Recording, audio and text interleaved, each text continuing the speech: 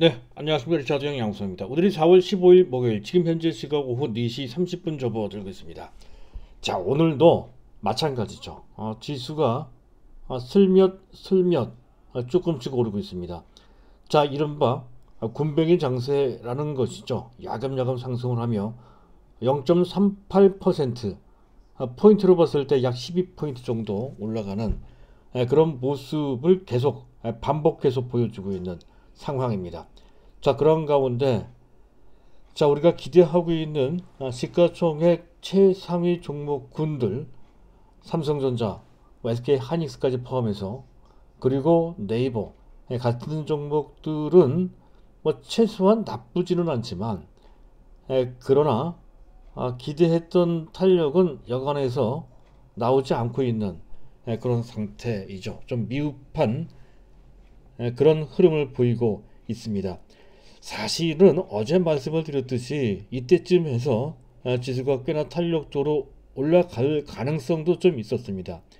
특히 제가 계속 강조해 드리고 있는 시장 왜곡 현상, 베이시스가 마이너스가 된다는 거죠.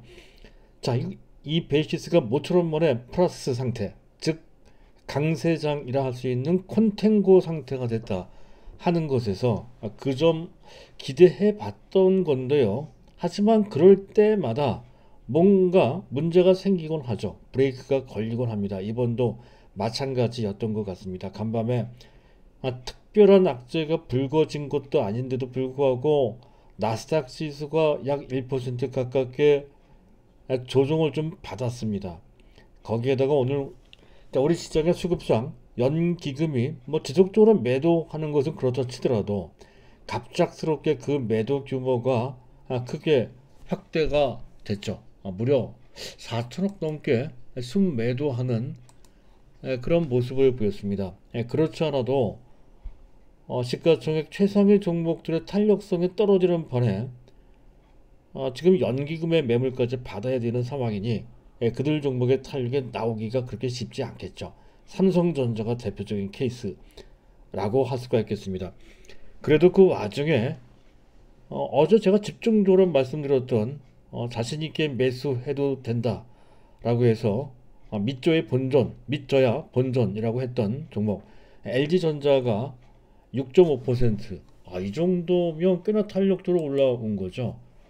최소한 20만 원 전까지는 계속 매수 관점으로 접근을 하셔야 될 것 같습니다. LG전자 여전히 매력적이다 하는 거죠. 이 종목이 탄력적으로 올라와서 그래도 우리 입장에서 봤을 때는 뭐 기분이 나쁘지가 않죠.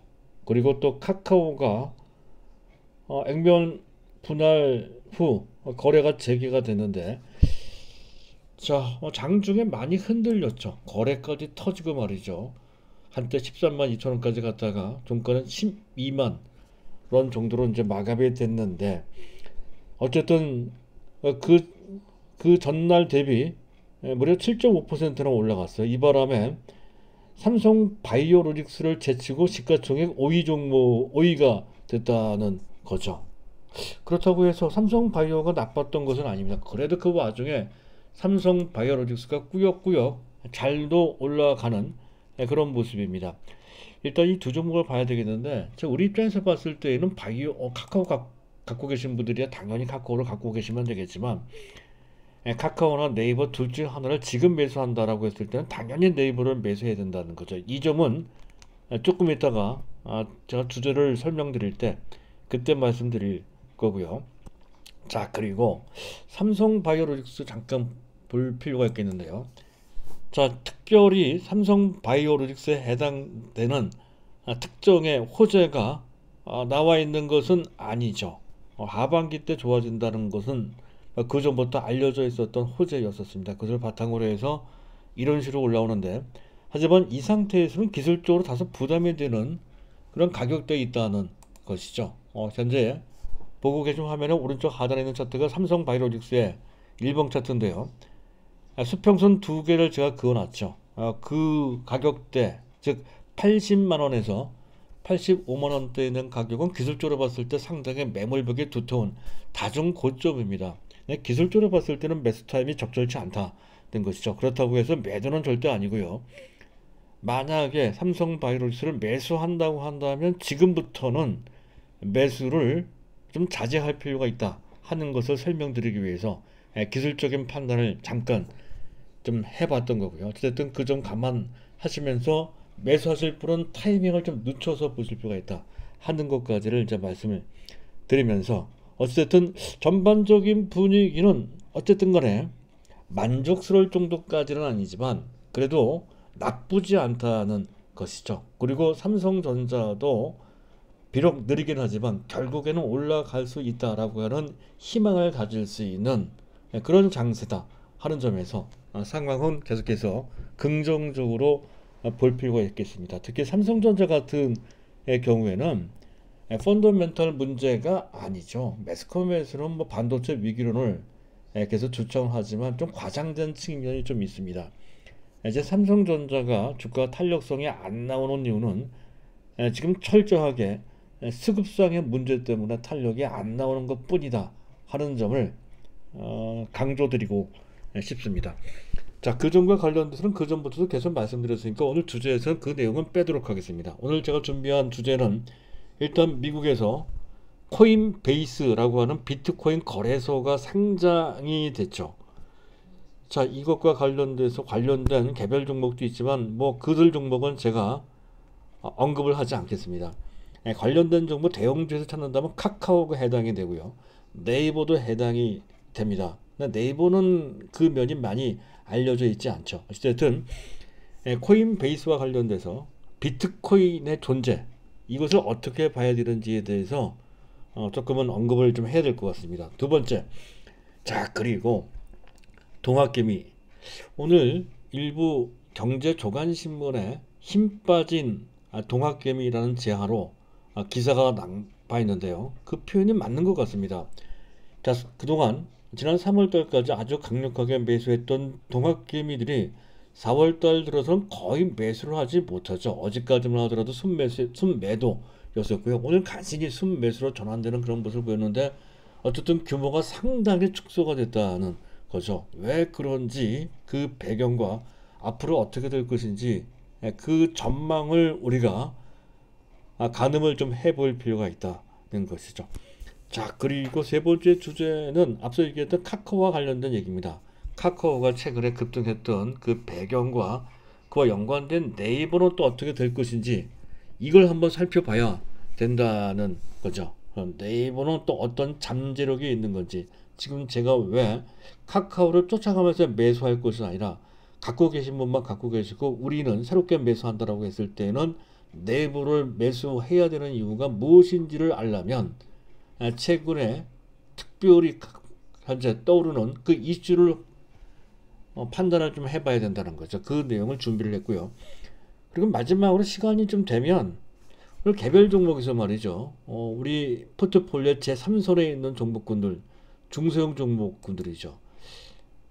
현재 테스나나 또는 동진세미캠, 물론 그 전에 뭐 원형 IPS도 있고 또 PSK 같은 종목도 있습니다만 이들 종목은 그래도 나쁘지 않은데 MC넥스가 좀 크게 밀리는 모습들이 나왔습니다. 그래서 테스나나 MC넥스와 관련된 내용을 잠깐 언급을 할 거고요. 자, 그리고 우리 종목은 아니지만 제가 또 좋아하는 종목이 있습니다. 포스코도 있고요. 또 현대제철도 있는데 이들 종목도 현재 약간 언급할 내용이 있습니다. 그 내용을 준비를 했는데 시간이 되면 거기까지 제가 말씀을 좀 드릴까 합니다. 자, 일단 오늘도 순서를 밟아서 이슈부터 점검을 해야 될 건데요. 자, 미국에서 제롬 파월 의장이 갑작스럽게 뜬금없이 금리 인상 전에 채권 매입을 축소하겠다라는 발언을 모 자리에서 했다고 그래요. 자, 이것이 다소 부담이 됐었던 거죠. 그래서 사실 이게 실질적인 악재는 아니었던 건데 어쨌든 미국 나스닥 지수가 이 발언 때문에 조금 부정적인 영향을 받은 것으로 그렇게 판단이 됩니다. 사실은 지금 미국이 아주 적극적인 경기 부양책과 더불어서 아주 낮은 제로금리 계속 유지하고 있는 그런 가운데 채권 매입까지 같이 하고 있죠. 국채 및 MBS를 매달 1200억 달러, 연간 1조 4400억 달러치씩 현재 채권 및 즉 양쪽 완화를 같이 병행하고 있는 상태입니다. 지금 미국 경기가 상당히 많이 회복하고 있는 상태이죠. 또 상당히 유동성에 많이 풀려 있는 상태이기에 어느 정도는 채권 매입의 그 수준을 좀 줄일 필요가 있다는 것이죠. 너무 많이 매입을 하고 있는 그런 상태입니다. 그것을 아마 감안해서 그렇게 얘기한 것 같은데 시기적으로 또 표현상의 문제가 좀 있었던 것 같습니다. 채권 매입을 줄인다는 것이 테이퍼, 즉 긴축을 한다는 것은 전혀 아니죠. 단계적으로 줄일 필요가 반드시 있으며 지금부터요 그 점을 먼저 얘기할 때는 아니었던 것 같습니다. 어쨌든 이것은 시장의 구조적인 대형 악재로 계속 영향을 줄 것 같지는 않습니다. 이례적인 악재에 불과했다. 즉 제롬 파월의 범심과 괴리되는 그런 가벼운 정도의 말실수 정도, 그 정도로 보시면 될 것 같습니다. 자, 그리고 두 번째 주제 코인베이스인데요. 비트코인 거래소입니다. 자, 미국 시장에 상장이 됐죠. 이 코인베이스. 자, 어마어마한 현재 그 가치를 평가받고 있습니다. 1000억 달러 정도에 상당한다고 하죠. 한화로 110조 정도 된다 하는 건데요. 자, 일단 그와 관련돼서 비트코인을 다시 한번 간단하게 조명을 좀 해볼까 합니다. 자, 비트코인은 사실 현재 가상화폐, 암호화 화폐 이렇게 이제 지칭되고 있죠. 근데 화폐로서 봤을 때 분명히 화폐로서의 기능을 하고 있는 부분이 있습니다. 가치 저장성 있죠. 가치가 저장되는 가치 저장성, 그리고 교환성도 있고요. 그리고 중요한 게 하나 더 있는데 초국경 어떤 바운드를 넘어서는 범세계적인 화폐가 될 수 있다라고 하는 거죠. 미래 화폐는 아마 그렇게 될 겁니다. 달러 패권이나 또는 유로화나 또는 엔화, 위안화 패권에서 벗어나는 그것을 초월하는 범세계적인 공통화폐가 될 수 있는 어떤 가능성이 있다는 측면 또는 그런 길을 제시한다는 측면에서 분명 미래지향적인 화폐 기능을 갖고 있다 하는 것까지는 긍정적입니다. 하지만 문제점이 있다는 것이죠. 이 부분은 지금 현재 제반 제도권 내에 있는 명사들이 계속 지적하고 있는 그런 내용입니다. 우리나라 이주열 총재도 이런 얘기를 하죠. 내재 가치가 없다 하는 것. 가치 판단의 기준이 없습니다. 경제와 관계에 있는 것도 아니고요. 어떤 특별한 자산을 갖고 있는 것도 또한 아닙니다. 가치 기준이 없습니다. 그런 부분. 또 그만큼 가치가 변동성이 아주 심하죠. 가치 불안정성. 화폐로서 가치가 이렇게 불안정하면 치명적인 결격 사유가 된다는 것이죠. 그리고 이게 정책 수단이 돼야 되는데 그 유동성을 조절할 수가 없습니다. 유동성 조절 불가, 정책 수단으로 이것을 활용할 수 있는 그런 길이 원천 차단되어 있는 그런 자산이라는 것이죠. 그리고 워낙에 현재 이 자산, 발행되어 있는 자산이 워낙에 한정되어 있다 보니까 필연적으로 투기 시세가 붙을 수밖에 없는 데다가 더군다나 우리나라 시장에 들어와서는 이른바 김치 프리미엄까지 붙어서 해외에서 거래되는 시세보다 더 높게 거래되는 것도 또한 문제가 되며 거기서 그치는 것이 아니라 비트코인 외 다른 암호화 화폐에 대해서도 이상 과열 현상까지 벌어지고 있는 형국이거든요. 이것도 또한 문제가 됩니다. 또 이것은 비단 우리나라뿐만의 문제가 아니라 전 세계적인 문제로서 계속 이런 식으로 투기 시세가 붙는 경우에는 각국의 중앙은행이 그냥 있지는 않을 것이라는 것이죠. 아마 미국부터 그와 관련돼서 먼저 선제할 가능성이 높다 하는 것이죠. 달러 패권이 위협받을 수가 있기 때문에 그렇습니다. 그래서 중앙은행이 갑작스럽게 어떤 글로벌 동맹 체제를 아니 어떤 회의 이런 것을 형성하면서 만들면서 글로벌 공동 통제 가능성이 있다는 거죠. 이렇게 되면 또 그 가치가 와르르 무너질 수도 있거든요.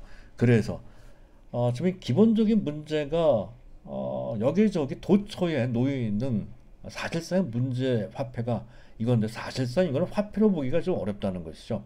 일부 화폐 기능을 갖고 있는, 일부 화폐 기능 분명히 갖고 있죠. 긍정적인 기능도 분명히 있습니다.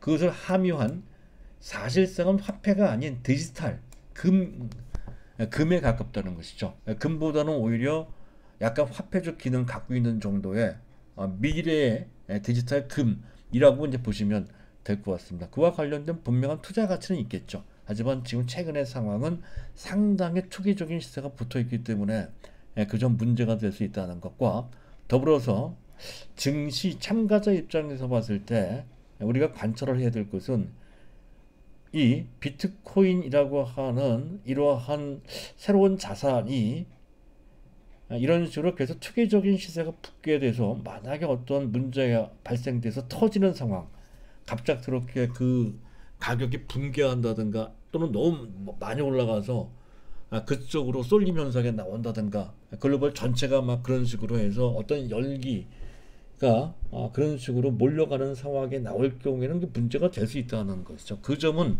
경계를 해야 될 것 같습니다. 그래서 비트코인의 시세가 현재 8천만 원 정도 되는데요. 1년 사이 거의 10배 올라왔죠. 사실 이 자체도 상당히 부담이 되는 시대인데요.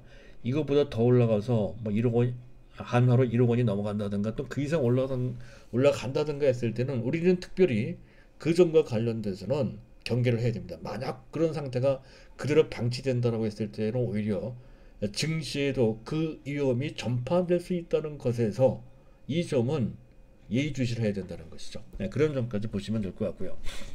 자, 어쨌든 과도한 투기 시세가 일단은 뭐 비트코인에 해당되는 문제뿐만 아니라 금융시장 전체로까지 확대되는 이른바 나비 효과로 확산될 수 있다는 것까지를 염두에 두면서 그들 시세 흐름을 계속 관찰, 경계를 해야 된다는 것을 말씀드리기 위해서 준비한 내용이 되겠고요.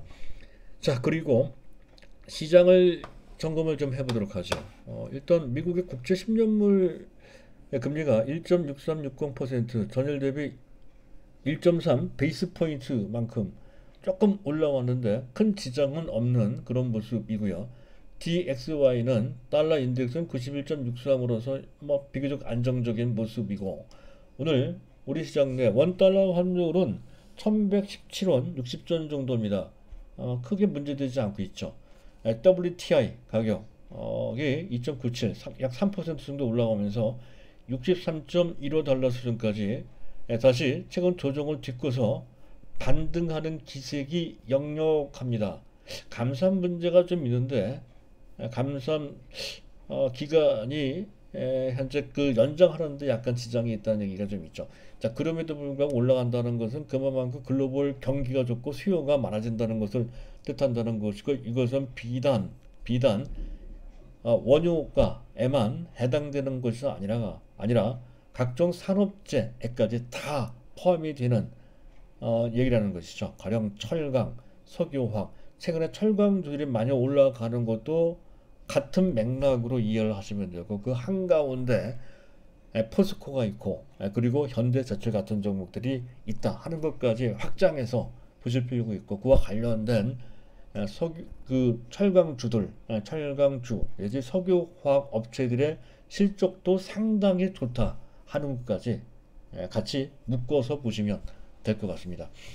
자, 그리고 또 보도록 하죠. 수급을 잠깐 보겠습니다. 자, 수급을 일단 이거는 수급을 보게 되면, 자, 외국인들이 순매수하고요, 개인들이 순매수하는데, 현재 이런 식의 구도, 개인과 외국인들이 같이 순매수를 하고 기관이 순매도하는 이런 구도는 자주 나오는 구도가 아니죠. 보편적으로 지수가 강할 때에는 외국인과 기관이 쌍끌이로 매수하고 개인들은 매도하는 구도가 돼야 되는데, 지금은 그렇지 않아요.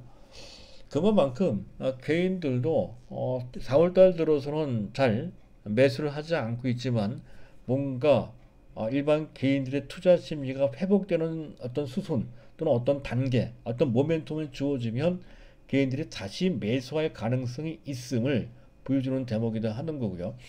기관들은 어쩔 수 없이 매도하는 것이다 이렇게 판단이 됩니다. 금융투자가 매도한 것이 다소 아쉬운 부분인데요. 아마 나스닥이 예상치 못한 자리에서 약세를 보였던 것과 관련해서 단기적으로 대응한 것으로 판단이 되고요. 연기금이 4천억을 매도를 했어요. 자, 얼마 전 SSA 현재 운영 전략 투자 범위 국내 주식 범위 이탈 범위 한도를 확대를 했죠. 그래서 추가적으로 국내 주식 매도를 뭐 한다 하더라도 제한적일 것이 이렇게 봤던 건데 의외로 매도가 지속되고 있습니다. 오늘까지 22 거래일 때 순매도인데 오늘은 4천억 정도는 매도를 했어요. 근데 이것이 그 전에 대규모로 매도했던 것을 재현하는 것이다 이렇게 보기는 좀 어렵고요. 본격적으로 현재 그 전반적인 포트폴리오를 점검하는 과정에서 정리하는 과정에서 이 매물이 집중된 측면이 있다 이렇게 이제 판단이 됩니다. 그래서 4월 달까지는 그렇다 하더라도 5월 달부터는 좀 달라질 것으로 그렇게 판단이 됩니다. 그와 관련된 연기금, 특히 국민연금이죠. 국민연금의 이러한 대규모 매도, 연속적인 매도는 그 전보다는 훨씬 더 줄어들 것이다. 이렇게 볼 수 있다라고 하는 시각은 여전히 유효한 것으로 보시면 될 것 같습니다. 다만 이것 때문에 좀 김이 빠진 측면이 있다. 이런 정도로만 단기적인 영향을 좀 받고 있다는 정도로만 보시면 될 것 같고요. 자, 그것 때문에 삼성전자 현재 보고 계신 화면에 오른쪽 상단에 있는 막대 그래프가 삼성전자에 대한 각 매매 주체별 일간 투자 동향을 그린 그래프인데요. 지금 보고 계신 것은 기관입니다. 기관을 매도했죠. 근데 외국인들은 순매수를 했습니다. 외국인들은 다시 순매수를 재개하는 그런 모습. 미국 나스닥 지수가 안 좋았고 반도체, 필라델피아 반도체 지수가 안 좋았음에 불구하고 삼성전자를 매수했다는 것은 의미가 있다는 것이고요. 자, 연기금 매도가 이렇게 심합니다. 계속 매도를 하고 있다는 것. 이것 때문에 삼성전자가 좀 발목에 붙잡혀 있는 상태나 진배 없다라고 할 수 있는 것이고요. 자, 금융투자가 매도를 하긴 했지만 그 매도 규모가 크질 않죠.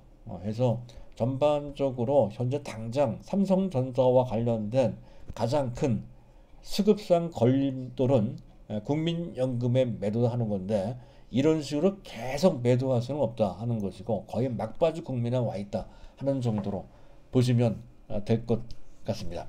자, 그리고 마지막으로 베이시스인데요. 베이시스가 장중에 계속해서 마이너스 0.5 이상으로 다시 마이너스로 확대됐고 막판에 마이너스 1.26까지 그 마이너스 방향으로 확대된 것은 시간의 거래에서 더 낮아졌기 때문에 그랬던 것 같습니다. 순식간에 바뀔 수 있는 것이므로 어찌됐든 베이시스도 조만간에 특히 5월 3일날 공매도가 제기되는 그 순간부터 정상화된다는 것까지를 감안하시면서 시장을 보시면 되는데 뭔가의 가능성이 계속 현재 나타나고 있다 하는 것까지 보시면 된다는 것이죠. 베이시스가 플러스가 나오고 그에 따라서 그에 연동돼서 움직이는 프로그램 매매가 그것도 차익 거래가 아닌 비차익 쪽까지 포함한 프로그램 매수가 들어와야 그래야 지수가 탄력도로 올라온다는 것이죠. 특히 코덱스 200이나 또는 삼성전자 같은 시가총액 상위 종목을 단기 매매하시는 분들은 만약에 매수 시점을 잡을 때가 언제냐를 따지시는 분들은 이렇게 현재 보고 계신 화면 왼쪽 하단에 프로그램 매매 동향을 막대 그래프로 그린 것이 나옵니다. 이때 강력히 현재 그 양봉에 나오는 즉 프로그램 매수가 들어오는 때 그 프로그램 매수가 들어오는 전제 조건이 베이시스가 플러스가 나와야 됩니다. 그러면 강력한 프로그램 매수가 들어올 가능성이 있거든요. 그것도 쌍끌이로 외국인이 매수하는 그런 상황이 될 때가 삼성전자를 단기로 매수할 때 또는 ETF, 코덱스 200 같은 것을 단기적으로 매수할 필요가 있는 때라고 할 수 있는 것이고 장기 투자하시는 분들은 그냥 참고만 할 뿐이지 그런 것에 연연해 할 필요가 없겠다라고 할 수가 있겠습니다. 자, 여기까지 일단 뭐 비트코인도 얘기했고 시장도 좀 봤고요. 자, 두 번째 주제 동학개미에 대해서 좀 언급을 할까 합니다. 동학개미 힘 빠진 동학개미 지난 1월 4일부터 어제까지죠. 4월 14일까지 자, 이른바 일반 개인 투자자인 동학개미들은 무려 37조 5천억이라고 하는 역사상 최대, 단기간 최대 매수입니다. 그럴 정도로 아주 적극적으로 매수를 했다는 것인데, 코스피만 그렇고요. 코스닥도 5.4조, 합계해서 양시장을 다 합계를 하면 43조 정도를 순매수를 했다는 거죠. 어마어마한 그런 매수세였다고 할 수가 있습니다. 특히 지난 1월 달에 22조 3천, 또 2월 달에 8조 4천, 그리고 3월 달에 얼마입니까? 3월 달에 6조 9천. 그런데 4월 달 들어서 어제까지 오히려 순매도를 했었다는 거죠. 일평균을 보면 더욱더 극명한 차이가 납니다. 1월 달에는 하루 평균 1조 3천억 정도 순매수하고요. 어마어마하게 매수를 했죠. 또 2월 달에는 5,300억 정도 절반 이상 푹 줄었고요. 3월 달은 일평균 3,400억. 4월 달은 오히려 어제까지만 해도 순매도를 했던 극명한 대비를 보이고 있다는 것인데, 최근 들어 일반 개인들이 왜 이렇게 소극적으로 나오는지에 대한 그 원인을 한번 살펴보면 이런 것 같습니다. 일단 지난 3개월 동안 상당히 많이 매수를 했죠. 그 규모가 너무 컸기 때문에 또 그에 상응하는 만족할 만한 결과가 나오지 않았습니다. 그래서 대규모 순매수한 것에 따른 어떤 피로감 같은 것이 누적되어 있는 상태다 하는 것이고요. 또 그것을 부추겼던 것이 금리 상승, 긴축 우려, 이런 것이 심리적으로 상당히 부담을 줬다는 거죠. 또 그와 관련돼서 일반 개인들이 가장 선호하는 종목들이 삼성전자 같은 IT 기업들이거든요. 그래서 기술주들이 조종을 받으니까 더욱더 그렇게 투자 심리가 위축된 측면이 높다는 것이고요. 그리고 또 삼성전자 쪽으로 제가 계속 삼성전자를 언급을 하기도 했지만 좀 과도하게 집중된 측면이 있습니다. 전체 유가증권 시장에서 37조 5천억 정도 순매수한 중에 삼성전자 본주, 보통주죠. 15조 7천억, 우선주를 3조, 두 개를 합치면 대략 18조, 거의 19조 가깝게 순매수했다는 건데, 일반 개인들 매수의 정확히 절반 정도를 삼성전자 본지 및 우선주에 집중했다는 거죠. 아무리 삼성전자 중요한 종목이라 하더라도 단기간 내 삼성전자를 너무 집중적으로 많이 매수했는데다가 특히 삼성전자는 금년보다는 작년이죠. 작년에 11월 달부터입니다. 11월 달부터 그 금년 1월 달까지 그 당시 11월 달에 그 삼성전자의 주가는 6만 원 살짝 아래에 있었습니다. 그 상태에서 주가가 뭐 장중에는 거의 96,800원까지 올라갔더랬단 말이죠. 현재 그렇게 무거운 종목 이렇게 올라갔다는 것은 상당히 이상한 경우가 됩니다. 너무 많이 올라갔다는 것이죠. 아마 그 후유증이 현재 지배하고 있는 것이다 라고 이제 볼 수가 있겠습니다. 아직은 그러한 후유증이나 수급 부담, 심리적인 압박 이런 데서 충분히 벗어난 상태가 아니죠. 따라서 상당 기간 아마도 현재 일반 개인들의 본전 매물 또는 차익 매물이 계속적으로 출회될 소지가 높다는 것이고요. 그런데 전형적인 강세장, 그럴 때는 수급 구도가 외국인과 기관이 동시에 순매수하는 쌍끌이 구도, 외국인과 기관이 동시에 순매수를 한다는 얘기는 그 반대편에 일반 개인들이 순매도한다는 거죠. 그래서 일반 개인들이 그때에는 아마도 대규모로 매도를 할 가능성, 주가가 올라가면 올라갈수록 거기에 맞춰서 대규모 조단위로 매도할 가능성도 다분히 있다는 것이죠. 삼성전자 같은 경우에는 아마도 한 일반 개인들이 금년 들어 매수했던 물량에 작게는 3분의 1 내지 많게는 절반 정도 되는 수준, 금액으로 봤을 때는 6조 원 내지 9조 원 정도의 일반 개인들의 잠재 매물이 현재 남아있다 하는 관점으로 봐야 될 것 같습니다. 그런데 의미가 있는 것은 작년 11월 이후에 개인들 매수의 절반 정도가 삼성전자에 들어와 있다는 건데 그 매수 전부 다가 단기 매수세는 아니었다는 것이죠. 상당히 정석적인 우려와 같은 정석적인 장기 투자 목적의 매수세였다고 그렇게 추정이 된다는 건데 적어도 절반 정도는 되는 것 같습니다. 자, 이 부분과 관련돼서 말씀드린 바 있었죠. 일정 부분 우리나라 한 가게, 한 그 집에 가계 자산 구성이 구조적으로 변하고 있다는 것과 또 투자 행태가 많이 바뀌고 있죠. 단기적인 트레이딩, 매매 이쪽보다는 실질적인 투자 관점으로 정석적인 투자 관행 또는 그런 행태가 그런 식으로 정석화되고 있는 그런 변화와 관련되어 있다는 것이죠. 그것은 최근에 강남권 PB 등을 통해서 조사한 강남권 큰 손들의 동향 분석 자료가 여기저기서 많이 나왔죠. 삼성증권 자료가 상당히 적합했고요. 그 자료를 보게 되면 자 그들 강남권 큰 손들이 부동산을 팔고 장기 투자 목적으로 거액을 삼성전자를 사들라 하는 그런 서비가 있었단 말이죠. 그런 것 등을 봤을 때 장기 투자 목적의 자금들이 상당 부분 포함되어 있다는 것을 우리가 확인할 수가 있는 것이고 이 방송을 듣고 계신 분들도 아마 그런 목적으로 삼성전자를 계속 갖고 계실 겁니다. 자, 그리고 좀 최근 들어 일반 개인들이 현재 약간 투자 심리가 위축되면서 관망을 하고 있다 하더라도 그렇다고 해서 다시 매수하지 않을 것이다 이렇게 볼 수 없다는 것이죠. 아직까지도 여전히 시장에 부동자금 갈 길을 찾지 못하고 떠돌아다니는 그런 부동자금 규모가 계속 늘고 있습니다.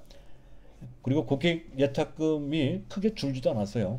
한때 68조 갔다 지금 63조 정도 수준으로 약간 줄긴 줄었지만 여전히 증시 주변을 맴돌고 있다는 것이죠. 언젠가 시장 분위기가 와닿고 단기 매물이 소화된 다음부터는 다시 일반 개인들이 적극적으로 삼성전자를 매수할 수 있는 환경이 된다는 건데 지금 당장은 기대가 안 되죠. 지금 당장 오히려 매물이 될 소지가 높다는 것이고 어쨌든 그런 그 일반 개인들 단기적인 매물이 소화되는 건 이 단기적인 매물을 저는 물기라고 표현을 하고 있죠. 그래서 아직까지는 젖은 장작이라는 것이고요.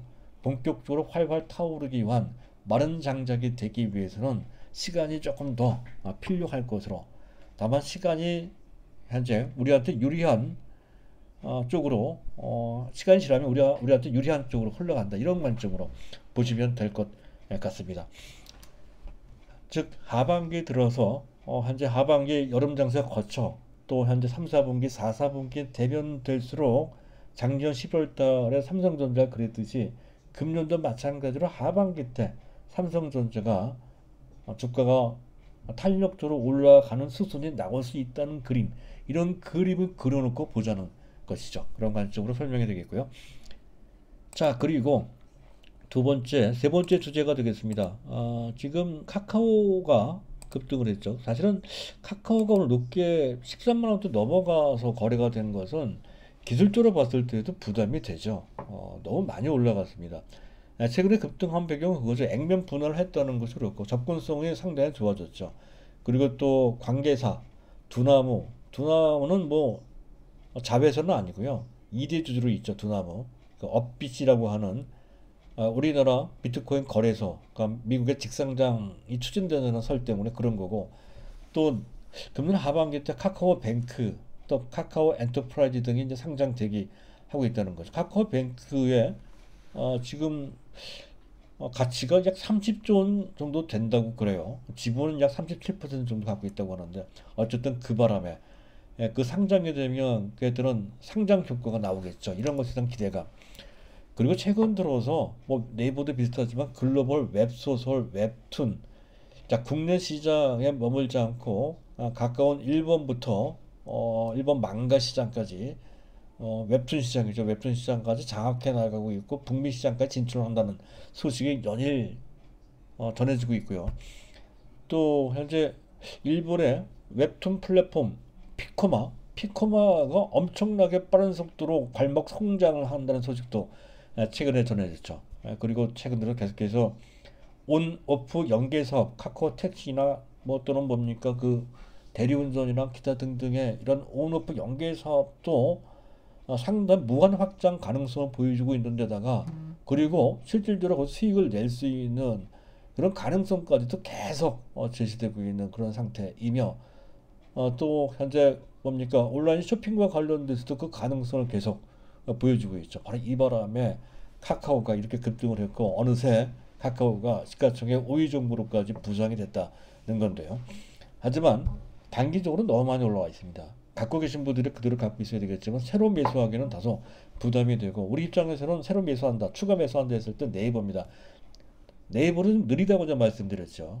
지금은 계속 느린 상대적으로 답답한 모습을 보이고 있다는 건데 그렇다고 해서 뭐 펀더멘탈 또는 미래 성장 어떤 동력에 어떤 훼손이 있다든가 그런 것은 전혀 아니죠.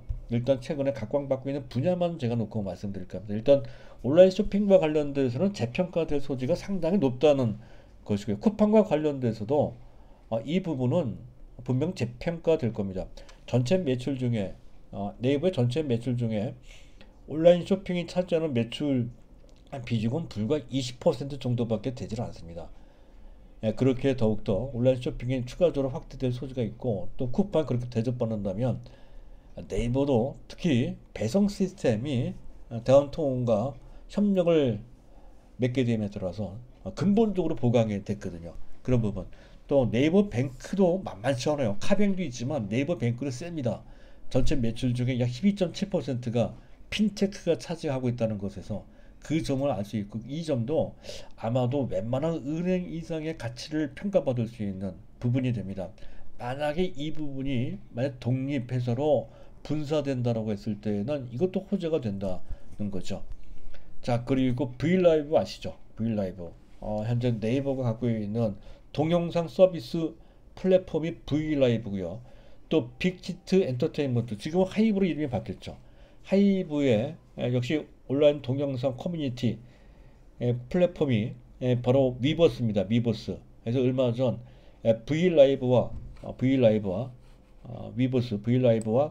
위버스 커뮤니티가 통합한다라고 했고요. 통합. 자, 이 부분이 중요해요. 통합을 하고 독자적으로 하는 것보다 같이 연계한다는 것인데 그 상대방이 빅히트 엔터테인먼트입니다. 현재 하이브가 되는 거죠. 그리고 거기에 YG가 같이 동참을 했다는 거고요. 그리고 야 이거 대단하죠. 현재 지금 빅히트면 BTS고 YG면 블랙핑크인데 세계 유튜브 시장을 석권하고 있다 해도 과언이 아닐 두 양대 아티스트를 현재 확보한다는 얘기가 되죠.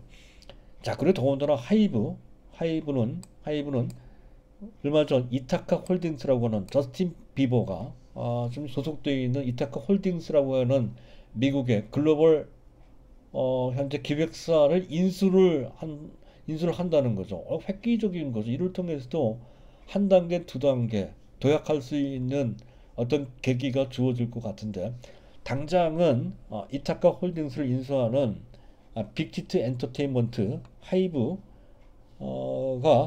그 한가운데 있겠습니다만은 하이브는 최근에 주가가 좀 조정을 받고 오늘 좀 반등이 나왔는데 물적 분할 부담 때문에 그런 것이죠. 또 보호 예수가 풀린다는 것도 악재가 돼서 수급상 문제가 돼서 조정을 받고 있다는 건데 이 종목도 탐이 나는 종목입니다. 하지만 네이버 한 가지만 갖고 있어도 여기까지 포함된다는 것을 한번 말씀드리고 싶고요. 그리고 현재 피코마도 상당히 세지만 일본에서 말이죠. 웹툰입니다. 라인 망가도 급부상하고 있다는 것도 만만치 않게 봐야 되고 그리고 또 라인도 일본의 G홀딩스 야후 재팬을 운영하고 있는 그 업체죠. 경영 통합을 한다는 것도 이것도 대단합니다. 국내에서의 연합뿐만 아니라 글로벌 연합으로 가고 있다는 거죠. 그리고 북미 웹소설 플랫폼사 와패드입니다. 와패드를 인수했다는 것도 그렇죠. 그래서 현재 일본 및 동남아권뿐만 아니라 현재 북미 시장에서도 그 발판을 현재 마련하고 있다 하는 점에서 외연 확장은 아마도 카카오보다 훨씬 더 강하다 이렇게 이제 봐야 될 것 같습니다. 그리고 오늘 나온 얘기죠. 유료 콘텐츠 장터. 자, 이 부분은 이렇게 보시면 됩니다. 현재 이 방송을 듣고 또는 그 시청하시는 분들은 유튜브를 통해서 그렇게 시청하고 계시죠. 유튜브인데 사실상 유튜브는 거의 무료죠. 무료에 가깝습니다.